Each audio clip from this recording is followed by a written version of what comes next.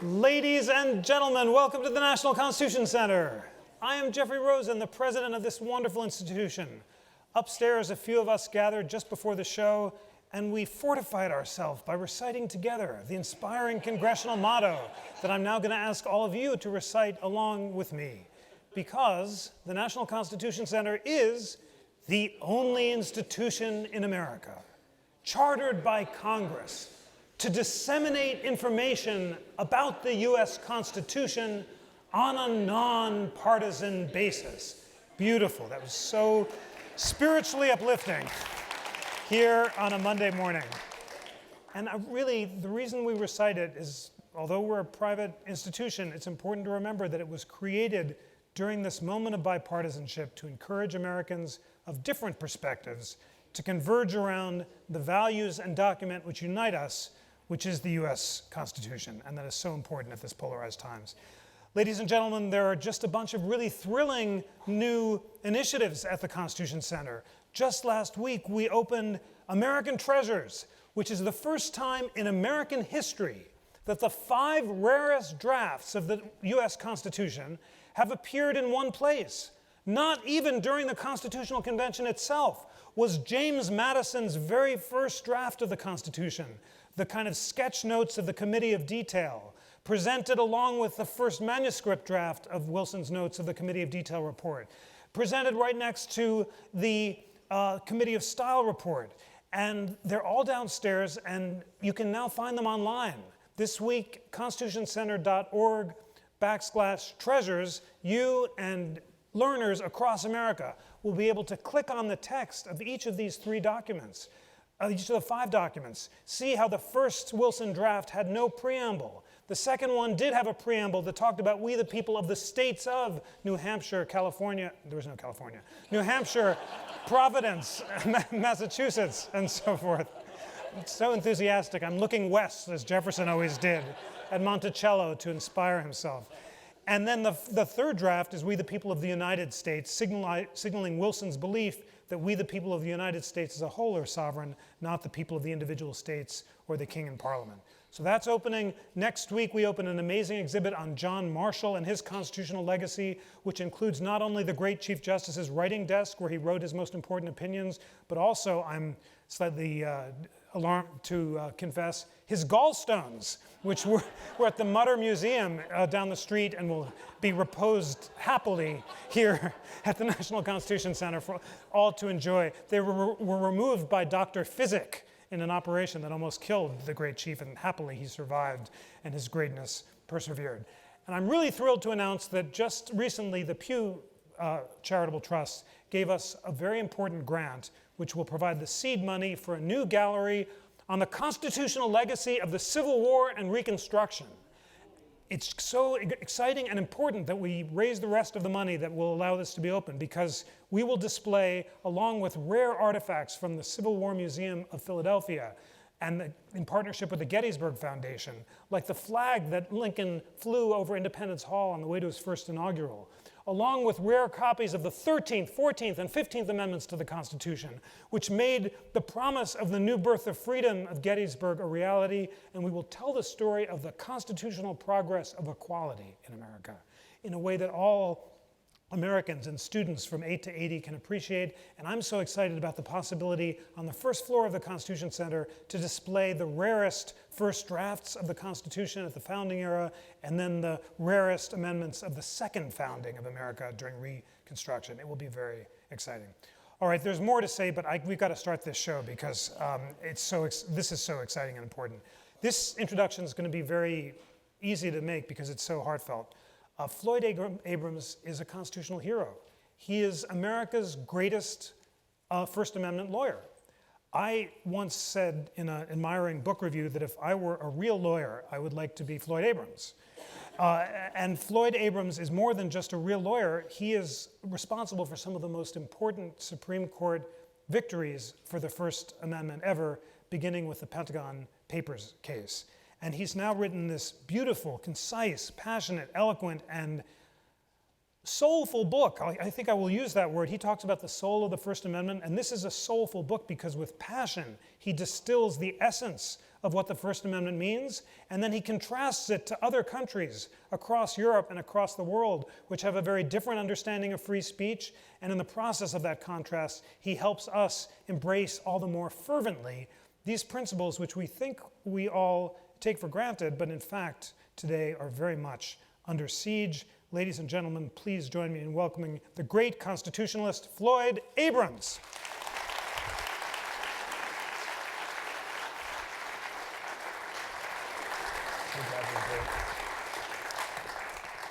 Floyd, welcome back. It's such an honor to always have you at the Constitution Center. Congratulations on this magnificent book. And I want to start with the French election. So in France, there is a ban on discussing the election several days before it.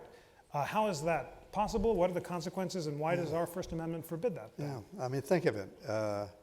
As you may have read, a lot of the material and the files of the Macron side, the Victorian side, were hacked and were made available publicly, presumably or likely by Russian sources. And in France, it is illegal for the candidates or their campaigns to campaign at all in the last 44 hours of the campaign. I mean, the campaign's over. The public is supposed to think about it or talk to each other. But the campaigns aren't allowed to say anything. And the release of this hacked material was literally minutes before that period of silence to which both candidates duly observed occurred. It is so unthinkable here that, first of all, that it would have been adopted, but for our purposes now, that the First Amendment would allow a ban on speech by candidates for the presidency at a time when it may be most important. And with this example, I mean, if I were teaching a course, I would have tried, I would hoped I would have made up a hypothetical in which something really important leaked during the period of campaign silence. And you can think of all the good reasons for the silence. You don't want last-minute charges, maybe, back and forth. You want a period of contemplation. I'm sure there are other ways to phrase it. But what's telling to me is that no American lawyer could have lost that case if that had gone to our Supreme Court and one of the candidates had protested by going to court, and quite possibly if the press had brought an action. It raises some other issues, but it wouldn't have been a closed case. And the answer to why is why we have a First Amendment in the first place, is that we mean to limit the government's role and the government's power over speech, probably more than anything, political speech, but not just political speech. And the time when political speech is most telling is on the eve of an election. So it wouldn't have been a hard case here, but I've been struck just watching television about the election. No one is saying, isn't it interesting that the French, have this profoundly and seriously different approach to public discourse and to freedom of speech. And that in good part is what my book is about, with lots of other examples, some of which perhaps you and I will talk about. Well, because we've jumped right in, let's talk about the nearest analog, and that is Citizens United. It's the most controversial example, but Floyd, with a heroic devotion to bipartisan principle, argued the Citizens United case and won it. You obviously took a lot of... Don't leave, please. Almost.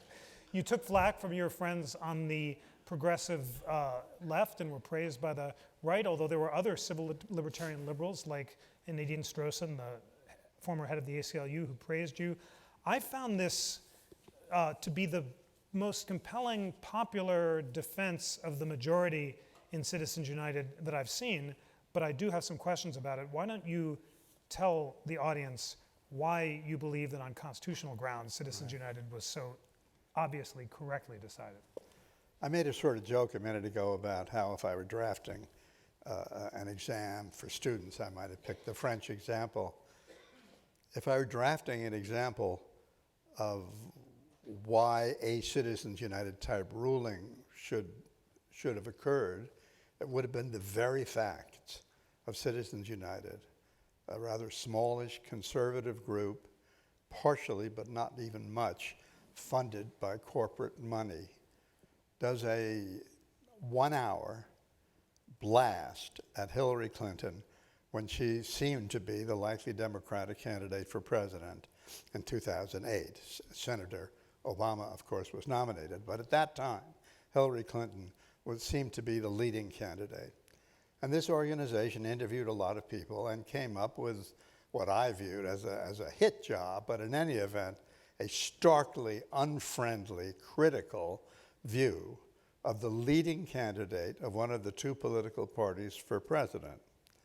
And the whole thing was, as Justice Kennedy said in his opinion, an articulation of why she should not be president. Now, it would have been a crime for that to be shown under the law as it then existed within 60 days of an election on television, or 30 days of a primary on television, or cable, or satellite, because that is what the McCain-Feingold law provided. And it provided it because there was some, it happens, not much, but that's happenstance, some corporate money which was given to this organization.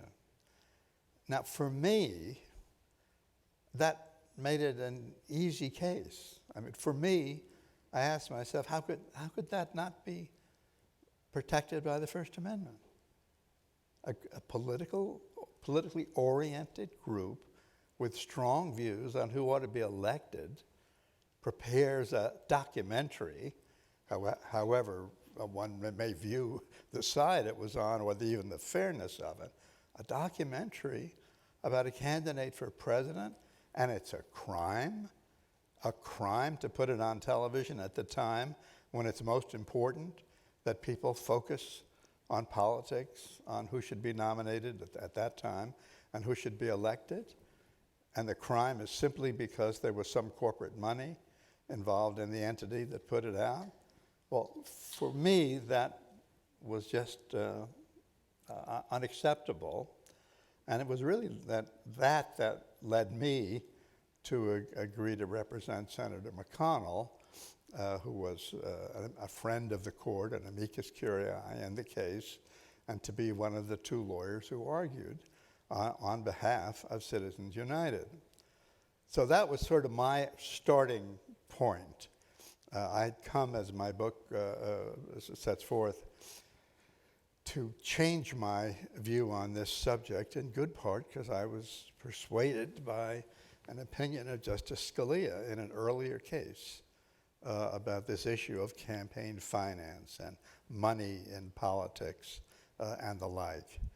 And it seemed to me and seems to me that all the dangers that the First Amendment are designed to prevent and protect against, too much government power over speech, press, religion, assembly, too much government too much risk of government chilling speech and therefore preventing it, led me to the conclusion that I didn't think the government ought to have a role with respect to the money that people, and in Citizens United, corporations spend having their say, especially if it had to be publicly disclosed, as it is, who or what is spending the money. So on all these super PACs that you read about and that should be written about, all these super PACs, we know to the dollar who's given money. And by the way, the overwhelming amount is by individuals wealthy individuals, to be sure, but individuals, not corporations. About 88% of the money donated to super PACs throughout 2016 was by individuals. So as to them, Citizens United itself wouldn't have a real impact since it just dealt with corporations and unions. In any event, that's where I was and am coming from on this subject. And one of the reasons that I think that we haven't had what I consider a serious public debate about it is political, not ideological, not jurisprudential. Political in the sense that Democrats think or thought that it hurts them, and they've strongly opposed it, proposed constitutional amendments to deal with it. And the Republicans who think it helps them don't like to talk about it because there's nothing in it for them to have a big public debate about Citizens United. So we've had a deeply one-sided discussion with occasional outsiders like me weighing in. But in terms of what the public has heard about the benefits or harm caused in this area, it's been very much anti-Citizens United. Indeed, polling, this is one of the few things that brings the public together on a nonpartisan basis. The latest polling data shows 80% of the public Republican, 80% of the public Democrats oppose Citizens United. So on that, even I need a First Amendment. Well, you do a very powerful job here of showing how your support for the constitutional conclusion in Citizens United is consistent with your general opposition to any restrictions on political speech. And you also note that the last election, where the winner spent less than the loser, might call into question some of the political analysis. But I just want to ask one more constitutional question. What would Brandeis have thought of Citizens United? I asked Justice Ginsburg that for my Brandeis book, and Brandeis is a mutual hero of ours. And she told me Brandeis would not have been a fan of Citizens United, not at all, because he had a horror of corporate bigness. Yeah. And although he might have made an exception for this corporation in Citizens United that was basically a nonprofit which got little corporate money, Exxon is different, and corporations were treated differently by Madison and Jefferson and Jackson and Brandeis all throughout American history, and 1907 treated corporations differently. So why should Exxon have the same free speech rights as you or me? Well, let me answer it in two ways. First, the beginning of your question. I agree that Justice Brandeis, as of today and as of then, would not have supported Citizens United. On the other hand, I ask myself, who's the most recent Supreme Court justice who was the strongest proponent of free expression and free speech for his generation, the way Justice Brandeis was for his? And that was Justice Brennan.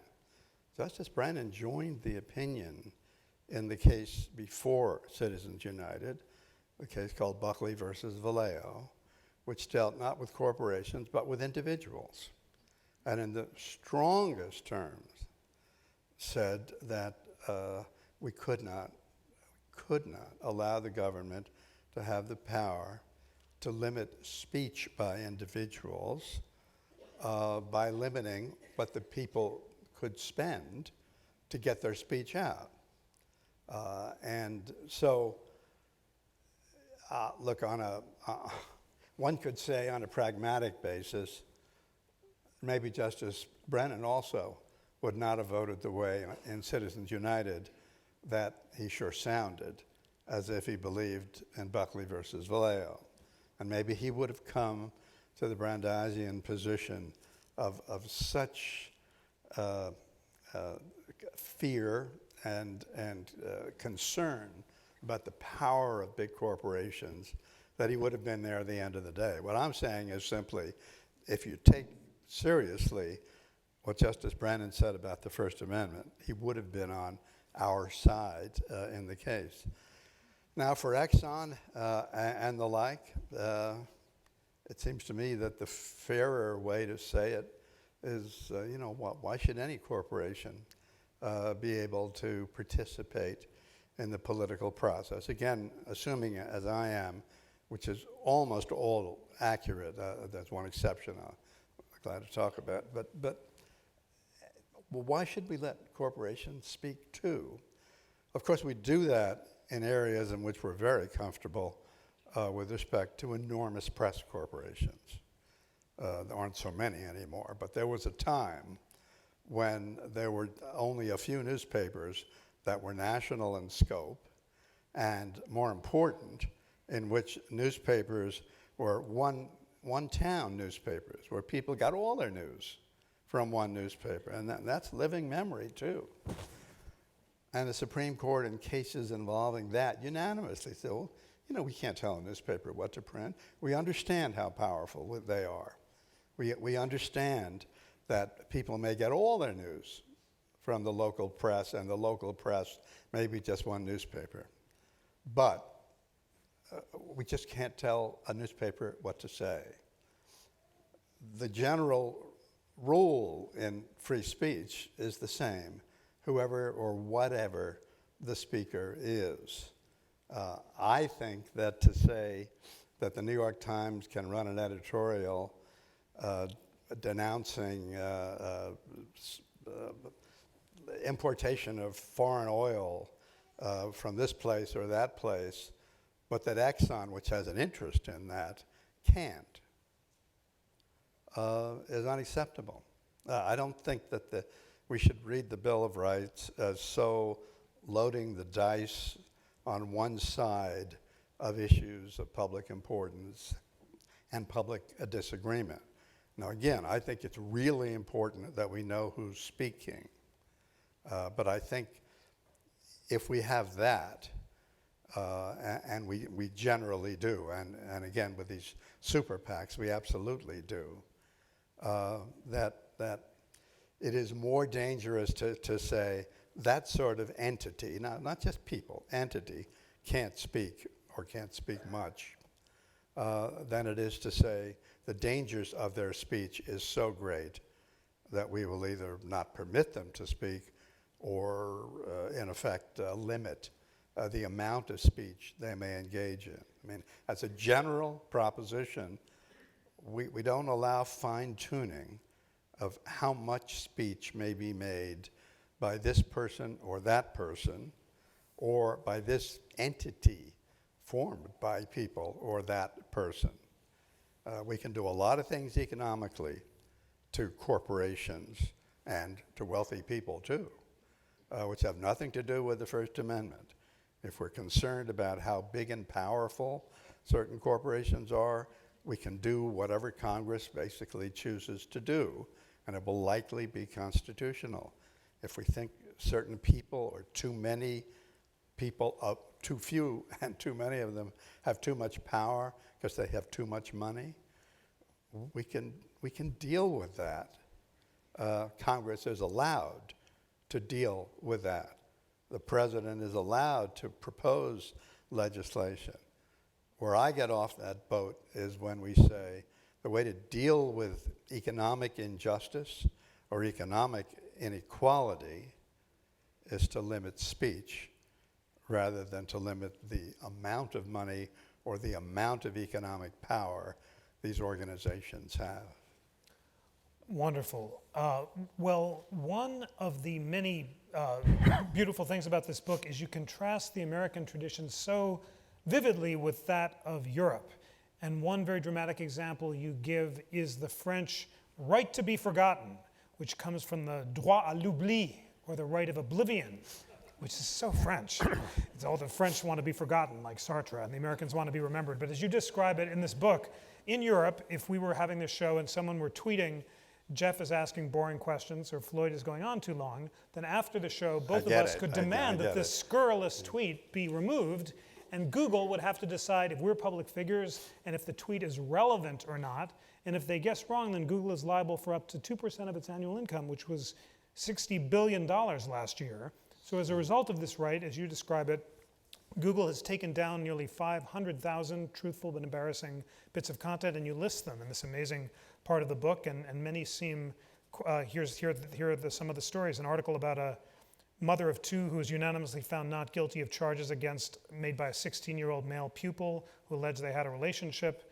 An article about a company director who killed himself on Skype. All of this would be absolutely protected in America, but it's not in Europe. Tell us why not and why America is right. Yeah. I mean, this is a very interesting and quite recent development that just 5 or 6 years ago, a European court decided that after a certain amount of time, the amount not necessarily fixed, but after enough time passes, when newspaper articles or the like are no longer considered relevant about people, and generally about people who are not ongoing political people, but not relevant anymore, the person can ask Google, as you said, take it down. I don't want that on Google. It may be in the newspaper's files, but Google can't carry it anymore. It is a privacy-protecting notion. Why should someone suffer so much from something that happened so long ago? So a recent case in Belgium, for example, a driver of a car in a terrible accident. The driver was responsible. 2 people died in an automobile crash. Not a public figure, a real person responsible for a terrible event. There were newspaper articles about it in Belgium, let's say a dozen years ago. So he says to Google, I don't want my name there anymore. And Google has to take it down, and did. Google indeed actually argued that it shouldn't have to, but it lost in court. So Google had to take it down. Now here that would be unthinkable, just unthinkable. It was true. It was true when it was written. It remains true about what happened then. We would say we don't destroy history, and we would say we don't want to empower courts or any government entities to start telling us what sort of truthful, accurate, whatever material, duly published and not libelous, etc., what sort of material may continue to be made public. And in Europe, caring as they do, more than we do about what they view as privacy, and less than we do about freedom of expression, the line that they have drawn, and really drawn in the sand, is continued relevance.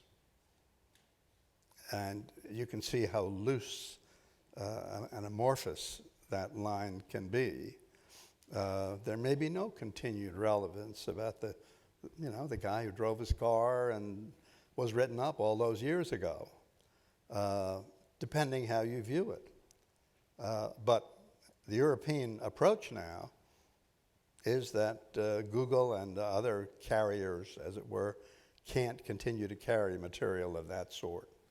And in this case, Canada, with us, Canada's usually with Europe on these things, but we in Canada have held firm. But in the New York legislature, just weeks ago, a right to be forgotten was introduced. Wow. As proposed legislation, and supported by one legislator on the ground. Why should someone have to suffer years after the fact for some embarrassing event? The fact, as you pointed out, that included in Europe, amongst the things that can't be said via Google at least, are trials. I mean, not just slippery newspaper articles, which may or may not have been fair or the like, but the result of trials and the testimony at trials and findings of judges at trials. And they would say, and the supporters, just to be clear with you, of this have said, We don't do this to public people, hardly ever in any event. We don't do it if it has some sort of claim to continuing relevance. We just think a time comes when all should be unspoken in the greater public interest of allowing life to go on without constantly being plagued by an act or an action of 15, 20 years ago. And again, I mean, it's an interesting subject, an interesting topic, but it is profoundly un-American and violative of the First Amendment to have a law which requires that. And that law is now the law throughout the European Union. It is profoundly contrary to the American tradition. And you give lots of other dramatic examples of the European tradition, which, if America, as you say, quoting James Whitman, is focused on the protection of liberty, Europe protects dignity. And you give examples of Finland, which Reporters Without Borders says is the most protective in the world as protecting speech, which dealt with well, you tell the story about the book written by the Prime Minister's lover, and the Prime Minister sues on the grounds that it violates his privacy and wins, and you said, imagine that happening in the age of Monica Lewinsky. Yeah, remember, I mean, in the Finnish case, the Prime Minister sued, and the government of Finland, the state, brings an action against the former girlfriend and goes to court and says, you can't say that because it intrudes upon the privacy of the then sitting Prime Minister. And the court acted as if it was sort of splitting the baby, saying, well, the book can go on, but take out everything about sex and, and take out everything about the children of the Prime Minister and how they reacted to the girlfriend. So you've got a blog item after that. Yeah. No, so, again, it's important, I think, to be clear, that at least as I view it, these are not absurd results. They're not crazy, and they're not intended to suppress speech that matters, etc. But they all presuppose a willingness on the part of the public to have a society in which constant decisions are being made about what may be said and what not, and being made by some entity of the government as it determines what is good for the people or bad for the people to hear. And while there are always exceptions, but that is not the direction in which we have gone. And so as regards a right to be forgotten, I think the Supreme Court would sort of ache to get a case like that, so they could come out with some nice unanimous decision with flags flying, defending freedom of speech. Are you concerned, I think you are from this book, about the Europeanization of the American free speech tradition? And from college campuses to efforts to suppress hate speech online, we're seeing calls in America to impose the dignitary norms that Europe takes for granted. Why is that dangerous, and are you concerned that the tradition you're defending might be under siege? Well, I am concerned in particular about what we see on college campuses. And while one can argue about how prevalent these problems are, they're very real. Remember first that the First Amendment only applies to the government, right? So it only applies to actions of the state, not private entities. So a state college, University of Virginia, for example, University of Pennsylvania, is bound by the First Amendment. It is the government, and it is treated as the government. But Princeton or Lehigh or other universities, colleges that are private, are not bound by the First Amendment. They can have their own policies as they choose. Now, most colleges have decided to follow the First Amendment norms, most private ones, but they don't have to. So what do we see on campuses? We do see, a significant amount of restraint on speakers who are chosen, controversial speakers, usually of the right politically, but others as well. I mean, the mayor of Jerusalem shouted down when he was invited to speak at San Francisco State, shouted down by people critical of Israel. We see example after example on private and public campuses. Ray Brown, the former police commissioner of New York, shouted down at Brown. We see people invited and then disinvited, to the humiliation of the schools. Condoleezza Rice, for one. And it is, seemed to me that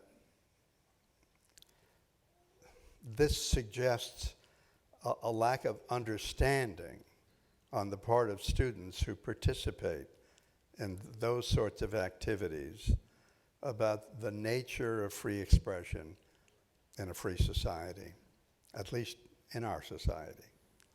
An unwillingness to allow speech to be heard, which they think is deeply, profoundly, pick your word, wrong-headed, would lead people in the wrong direction. I mean, sometimes it reaches a level of absurdity that one can only laugh. At Emory College in Georgia, students protested. Some people had put in chalk on the ground supporting Trump for president, and students protested that their psyche was hurt by seeing it, and it made them feel bad. And there was a whole proceeding about it. I mean, as if one had to take this sort of thing seriously.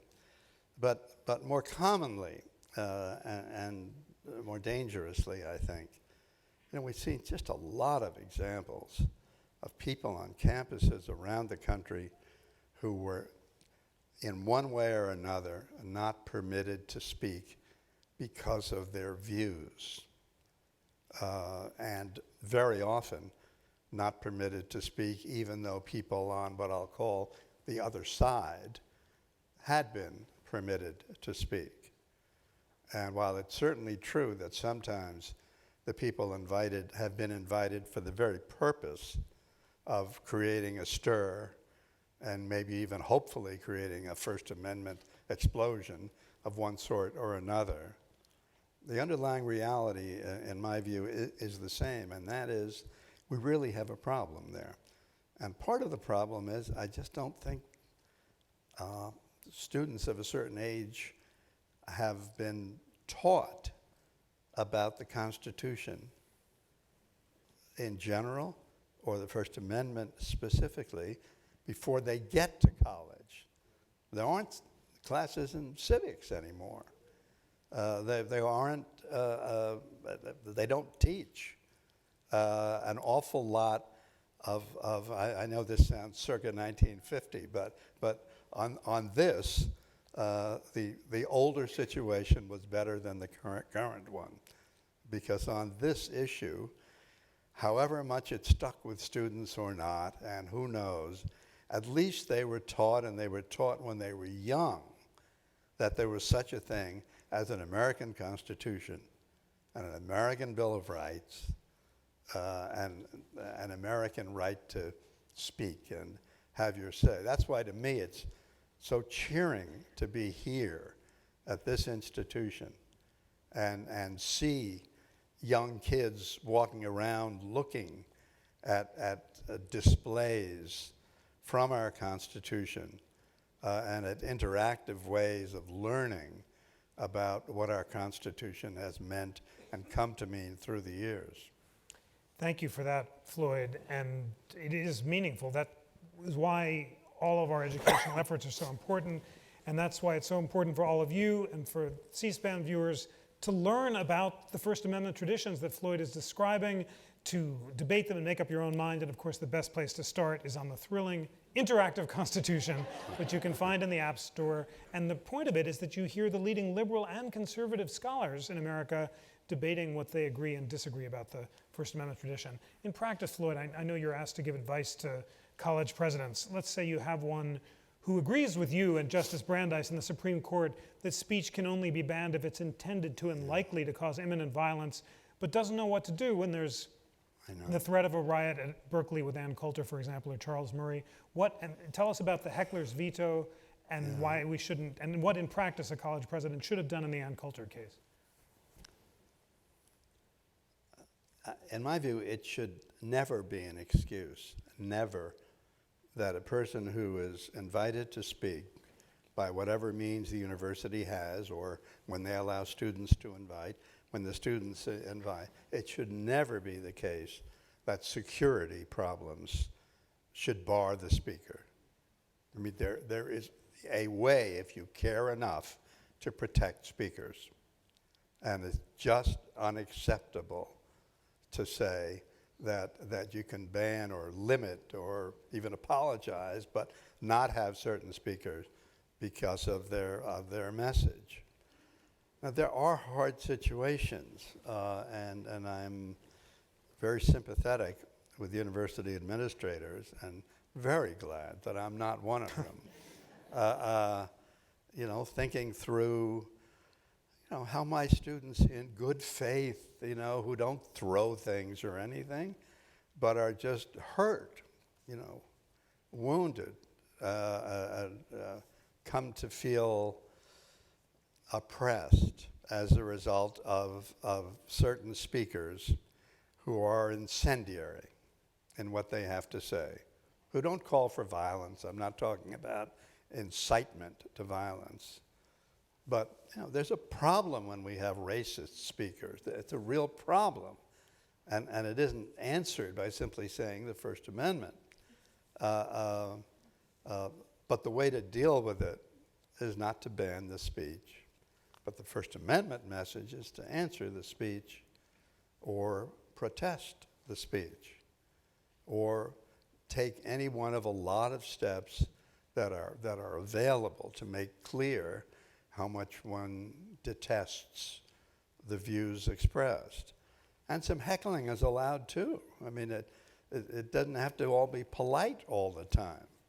But the one fundamental rule, it seems to me, the rule that cannot have exceptions to it, is that you can't shut up speakers.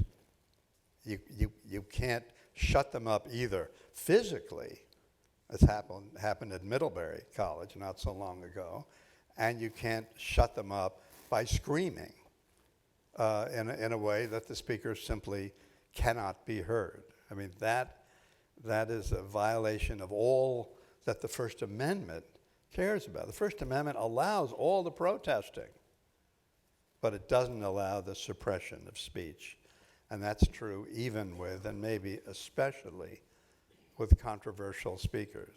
I mean, if all you have are speakers who are moderate and middle of the road, sort of like me, but no one's gonna shut up people who have those views. The people that tend to get shut up and shut down say outrageous things, or at least very controversial things in very controversial ways. They're the people who need the First Amendment. And all of us need it to protect them and therefore all of us. Beautifully said. As you can see from my neat piles, our phenomenally engaged audience has a series of questions, and many of them are on some similar topics. So I'm going to jump right in. The first set of questions asks, should clergy be allowed to support candidates or political positions from the pulpit? And does Trump's recent executive order to allow faith-based organizations to support political candidates violate the Establishment Clause? Yeah. I mean, he murmured, yeah. I was afraid somebody would ask. It's a very smart audience. Because I'm really torn about that. I really am. I mean, I really, let me say the easy part first. The easy part is that the Trump executive order really doesn't change very much at all. It's very narrow. People on the right who really wanted something big time from him will be more disappointed than I don't want to say, this is not a left-right thing so much, but people who oppose that. That said, I'm very reluctant to have rules or regulations which limit what can be said from the pulpit, which limit what religious leaders or spokesmen can say. The way these laws work is that the risk here is not anybody going to jail. The risk is losing your tax exemption. Religious organizations are not supposed to engage in politics. And if they engage enough in politics, they'll be treated like people in politics and not like people of religion. And so there's on the one hand a danger here, in my view, and it's a First Amendment free speech danger of limiting what priests and rabbis and imams and everyone else can say about politics as well as other things. And not to say that is to ask for a lot of trouble, both definitionally and otherwise. I mean, are we really going to say a priest runs some risk of losing a tax exemption by opposing abortion publicly in his church, etc., even though the abortion issue is central to an ongoing presidential race? I don't like to get there. I have to acknowledge, though, this is the lawyer on the one hand. The other hand, but this is a hard issue. On the other hand, our other clauses of the First Amendment deal with freedom of religion. Indeed, it starts with religion before it gets to press or speech. And it prevents government action which, at its most obvious, results in a state church, but also involves the government with religion or against religion. And there are all sorts of things that our courts have said that religious organizations can't get without being treated like everyone else. I mean, there are all cases about can a public school be used by a religious organization to engage in a gym, basketball games? Are we subsidizing a religion by saying you can use public school property? These are all hard cases. And here, too, this is a very hard and difficult case. But my starting point is my reluctance to get into limitations on speech, even by using the limitations imposed by the Internal Revenue Code. Subtly and sophisticatedly answered. We have a series of questions about fake news. The first, is fake news protected speech? The second, why should a lie on the internet that leads to violence be protected? For example, fake news that Hillary Clinton was running a sex ring out of a Washington, D.C. pizza shop led to a violent assault on the pizza shop. People could have been killed. And then a related question, although not the same one, are President Trump's comments about fake news and libel laws a threat to the First Amendment?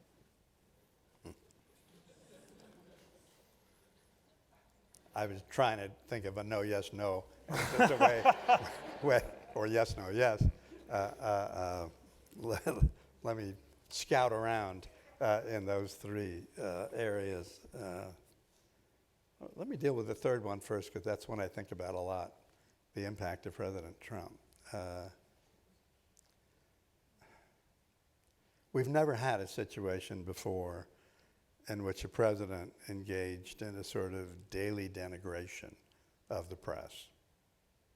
We've never had a situation where, as a matter of what I consider to be policy, an American administration tried so hard to persuade the American public that the bulk of the American press was not to be trusted or believed or treated with the general respect that has been the case historically.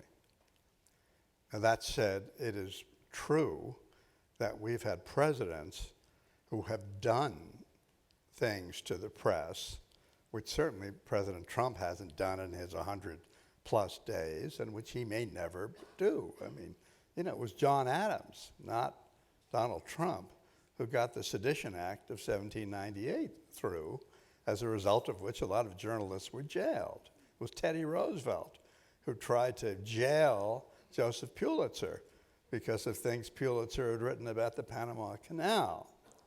Now, they had 8 years, or Adams had 4,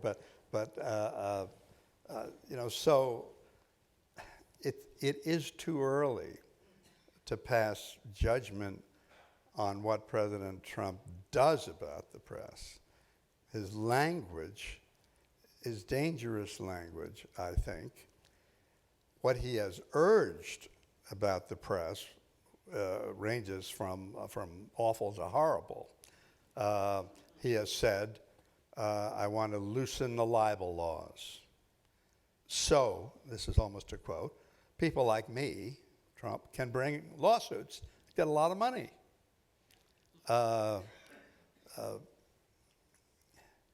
It is not a genuine threat, even though it is meant as a general threat, because we don't have any federal libel law. There is no United States libel law. There's nothing to amend. There's nothing for Congress to do. We have 50 states. They have libel law. The United States doesn't have a libel law, so it's not the most credible threat.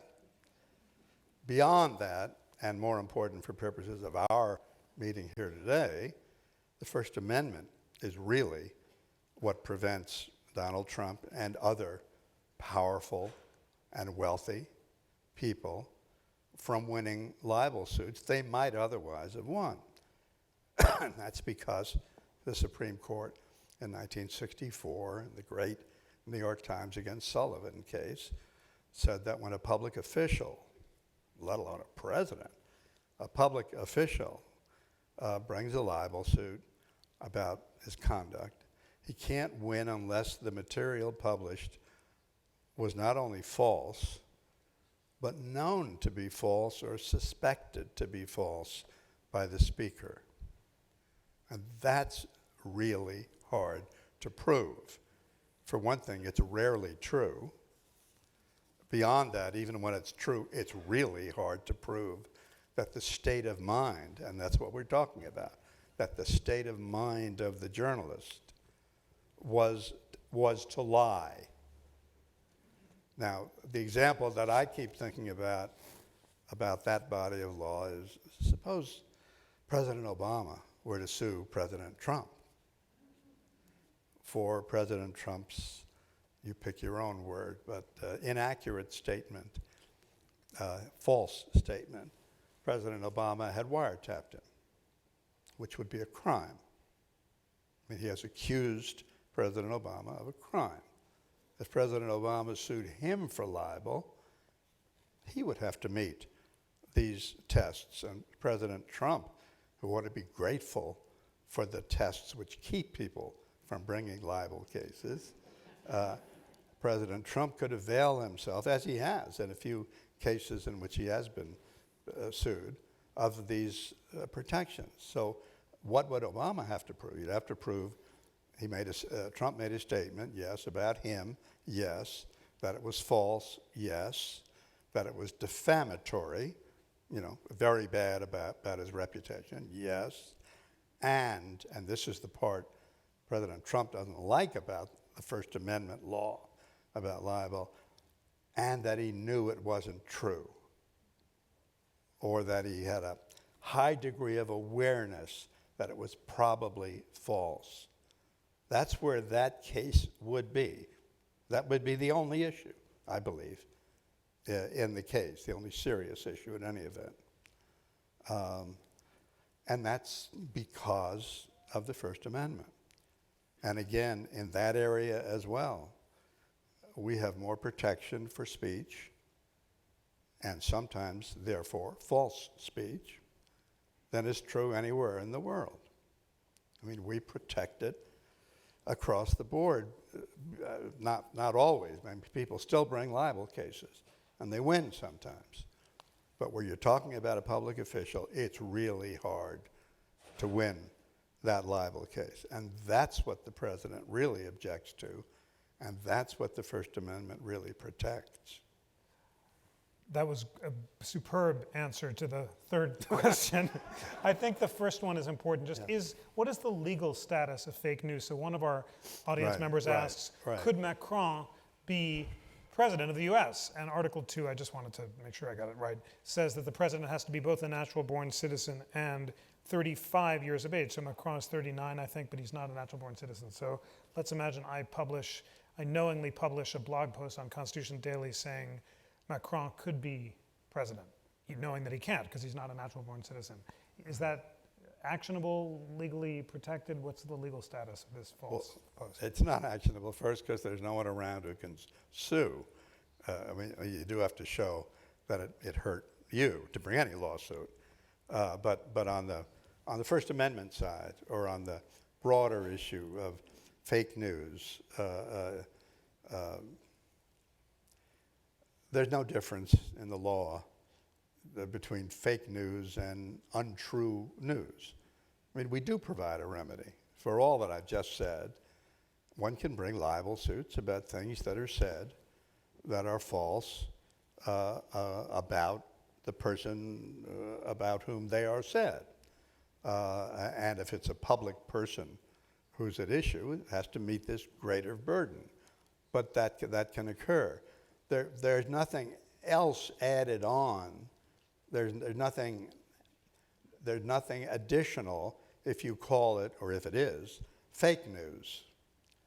Now, is there something society can do about fake news other than the potential use of the libel law? The only thing, I think, is private and not public, which is to say, not an act of Congress, but private. Google, Facebook can take steps. Facebook is trying to take some steps so it doesn't wind up carrying fake news. Fake news I'm defining as meaning as, deliberately concocted false information about things that did not happen, not mistakes, not bad journalism, but a whole construct, which is what we mean by fake news. A story such as the question referred to, that Hillary Clinton was working at a pizza shop, or had, that children are being abused in a pizza shop somehow because of Hillary Clinton. Yes, could she have sued? Yeah, yes, she could bring a lawsuit against whoever released that. It's false, it's known to be false, and the like. But, it's not a remedy that's going to accomplish anything.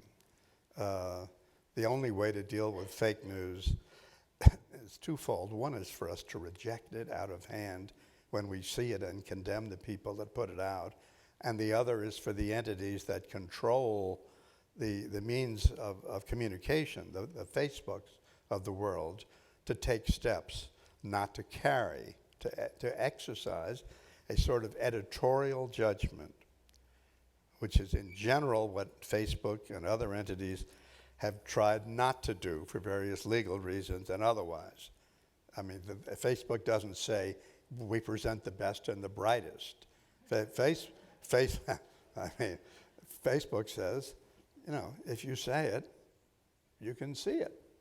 But the reality is, again and again, these enormous institutions, you're talking about Citizens United, you talk about the power of Facebook to impact public opinion. I mean, it's the place most people in the United States get all their news from now, is Facebook. And so Facebook has been put in a position where the public, their public, has demanded that they do something about racist speech, something the government can't do because we protect it. The government can't get into it, but Facebook can. And Facebook shouldn't show people killing themselves. And Facebook shouldn't show suicides of children. And again, and it will continue. And it should continue, in my view. But again and again, Facebook and its competitors are going to find themselves in a position where they simply have to engage to a greater degree that they do now with what one would call editorial judgment. And there are some good legal reasons why they'd rather not, but it is simply something they must do and will do.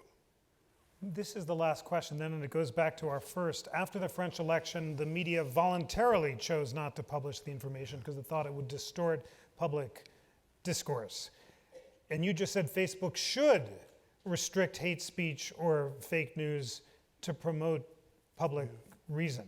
If Madison believed that the American Republic would fail unless public reason prevailed, do you believe that the platforms have an obligation to monitor the content of speech in order to promote public reason? And are you optimistic or pessimistic that public reason can survive in the age of the internet, or are we all doomed?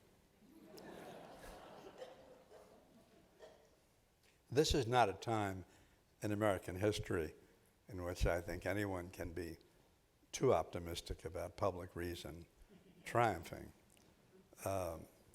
But we have to go on, and we have to hope that it does on everything, not just political, social, cultural matters.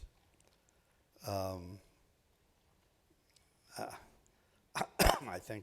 think Madison would be surprised and more than a little depressed at some matters that are front and center in the American psyche today, where people get their news, how little people know about the news, even the most fundamental things about the American government itself, its nature, how many branches of government we have.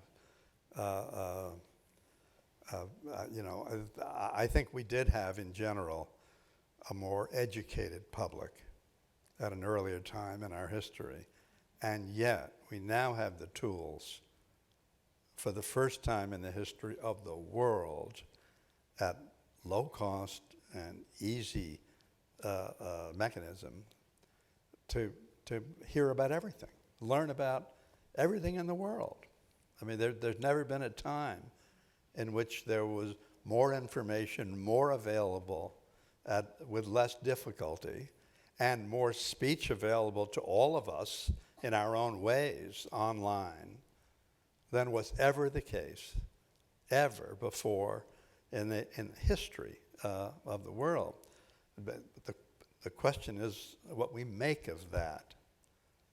And what we make of that is something that we'll have to wait a few more years to pass judgment on.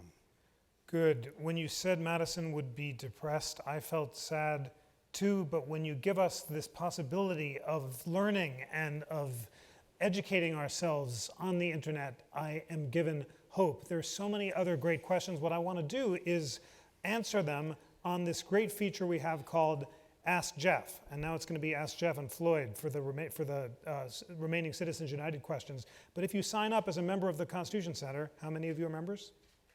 Beautiful. Wow. Okay, everyone who's not, go sign up. C-SPAN people, go to the website, become members of the Constitution Center at any level, $5, $10. The point is to get this content. You'll get a weekly e-newsletter, Constitutional Weekly, where we answer the constitutional questions of the week, as well as disseminating these educational materials, these podcasts, and these videos that are so important for all of us to learn about and to educate ourselves so that the public reason that Floyd has defended so eloquently and the American Republic itself will survive. for his services to the First Amendment and for this spectacular book. Please join me in thanking Floyd Abrams. Thank you.